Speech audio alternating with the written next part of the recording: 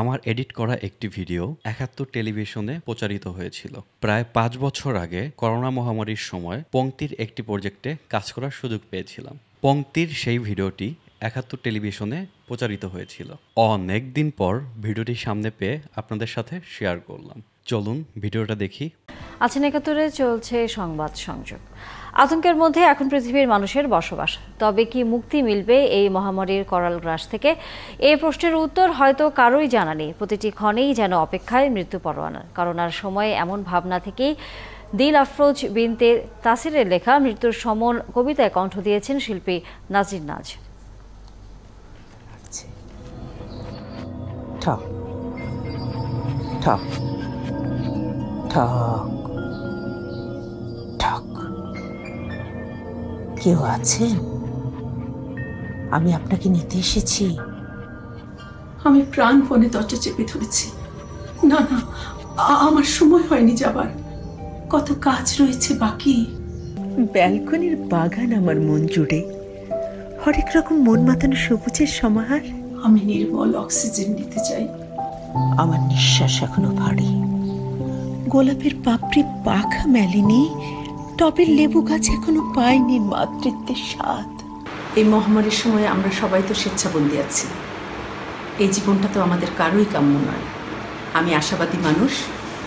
আমি আশা করি খুব তাড়াতাড়ি এই দুঃসময় পাড়ি দিয়ে আমরা স্বাভাবিক জীবনে ফিরে আসবো। অপরাজিতা গ্রিল বেয়ে উঠছে কেবল। আর একটু সবুর করো মৃত্যু।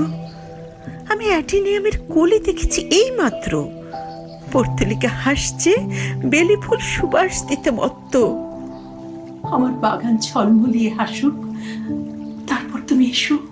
এই সময় মন খারাপকে প্রশ্রয় না দিয়ে আমরা যে যার জায়গা থেকে কিছু না কিছু করার চেষ্টা করছি। হঠাৎ করেই সেদিন ফেসবুকে দেখলাম আমাদেরই এক বন্ধু দিল আফরোজ এই কবিতাটি পোস্ট করেছে। সংসার সাজিয়েছি কেবল, হাড়ি পাতিলের টুংটাং শব্দ, আমাদের খুনসুটি, কত রান্নার রেসিপি বাকি। না না, আমি এখনই যাব না। কিন্তু মৃত্যু এসেছে নির্মম আলিঙ্গনে। আমার দরজা বন্ধ ছিল, মৃত্যু কথা শুনেছিল। কথা রাখিনি বৈশাখী ঝড়, কথা রাখিনি উন্মাদ গণতন্ত্র। তারা আমার ঘর উড়িয়ে নিয়ে গেছে।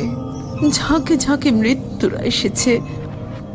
আজ উৎসবে বন্ধ দরজায় আমার লাশ পড়ে আছে। আন্তরিক ধন্যবাদ জানাই উম্মে হাবিবা শিবলি আপুকে এবং নাজনীন নাজ আপুকে। ওনাদের আস্থা এবং সহযোগিতা ছাড়া কাজটি সম্ভব হতো না। বিশেষ করে নাজনীন আপু, উনি সত্যি অসাধারণ একজন মেধাবী এবং অনুপ্রেরণাদায়ী মানুষ। নাজ আপু হুমায়ুন আহমেদের বেশ কিছু নাটকে দারুণ অভিনয় করে মানুষের প্রশংসা কুড়িয়েছেন। এই প্রজেক্টে কাজ করতে গিয়ে ওনার কাছ থেকে শুধু পেশাগত শিক্ষা নয়, শিল্পের প্রতি ভালোবাসা, নিষ্ঠার অর্থটাও নতুন করে শিখেছি।